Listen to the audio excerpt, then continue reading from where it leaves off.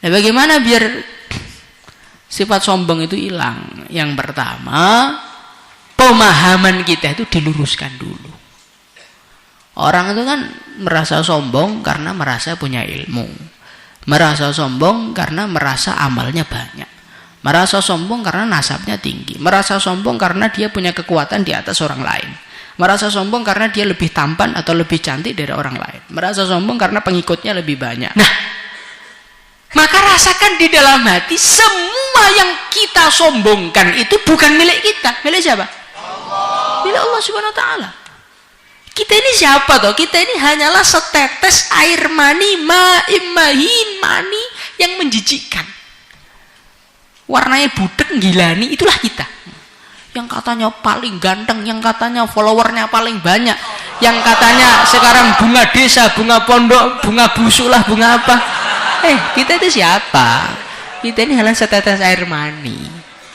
Dan semua yang kita banggakan itu adalah titipan dari Allah. La ta'lamuna syai'a. Allah mengatakan, engkau itu ketika lahir ke dunia la ta'lamuna syai'a. Olah-ulu gak jawab apa-apa. Siapa kita ini? Apa ada bayi lahir langsung ngaji Bukhari, ngaji? Kan gak ada. Kadang-kadang udah megang Bukhari aja gak bisa cara bacanya. Tapi sombongnya masih Masya Allah. Nah ini coba kita renungi. Kecerdasan kita bukan dari kita. Ketampanan kita juga bukan dari kita. Kekuatan kita juga bukan dari kita. Semua itu titipan Allah. Yang mana Allah kuasa menghilangkan semua itu dalam waktu sedetik. Kurang satu detik pun Allah kuasa. Kita membanggakan keilmuan kita. Allah masukkan gila. Hilang akal. Wes langsung edan sa'analiko. Kitabnya lupa semua. Naudzubillah Qurannya lupa semua. Banyak kan seperti itu. Diceritakan di Yaman itu ada seorang santri, dia ini saking pinternya itu sampai agak sombong sama gurunya, sehingga suatu ketika dia ini nggak hadir ngaji. Maka ditanya gurunya, loh fulan bin fulan mana kok nggak hadir ngaji? Anu Syekh ngisi pengajian. Loh kok nggak pamit? Oh ilmunya ketinggalan di sini, kata gurunya. Pas di atas mimbar itu semua datanya, apalannya, materinya yang disiapkan hilang semua dan gak balik selama-lamanya. Coba. Jadi kalau Allah SWT ingin menghilangkan kepintaran kita, kepandaian kita dalam berbicara, Allah SWT kuasa dalam satu detik hilang kabeh. Kita mengandalkan kekuatan kita, Allah SWT kuasa menghilangkan kekuatan kita. Stroke mendadak gak bisa gerak, siapa yang bisa menolong? Kita membanggakan ketampanan kita. Oke, silakan Anda membanggakan ketampanan Anda, kecantikan Anda. Naik motor, jatuh, mukanya nggosrot aspal, hilang kabeh, gak payu rabi kan. Jadi semua yang kita banggakan ini tuh milik Allah, bukan milik kita. Kalau milik kita, kapan kita belinya? Kapan kita mengusahakannya? Apakah ketampanan kita itu kita usahakan? Apakah kita bisa minta, ya Allah saya mau lahir ke dunia ini bikin motif mukanya yang ganteng? Enggak bisa. Semua itu anugerah mahdiar. Semua pemberian dari Allah.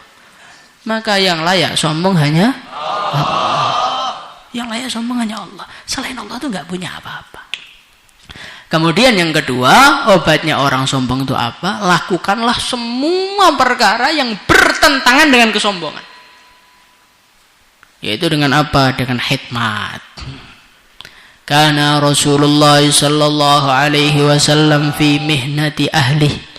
Nabi itu kalau di rumah fi mihnati ahli, ay fi khidmati ahli. Beliau itu di antara kesibukan beliau itu bantu kesibukan istrinya.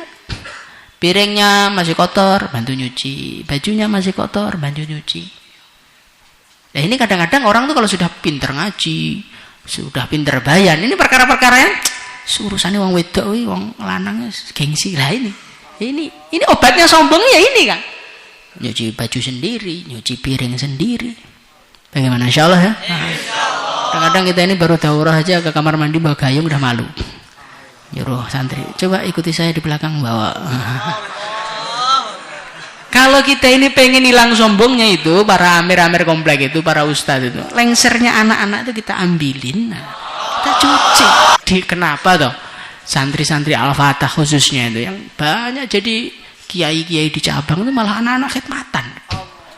Padahal khidmatan kan terkenal nggak mau ngaji kan di sini kan. Nah, karena mereka itu tawadhu kan. Saya tak bagian nyuci lengser aja. Nah, saya tak bagian khidmat aja. Ternyata barokahnya malah Allah berikan sama mereka. Yang pinter-pinter itu nggak pernah khidmat, akhirnya malah gak guna ilmunya. Nah, maka bagaimana santri biasakan khidmat, insya Allah ya. Kalau belum bisa khidmat minimal jangan merepotkan orang lain.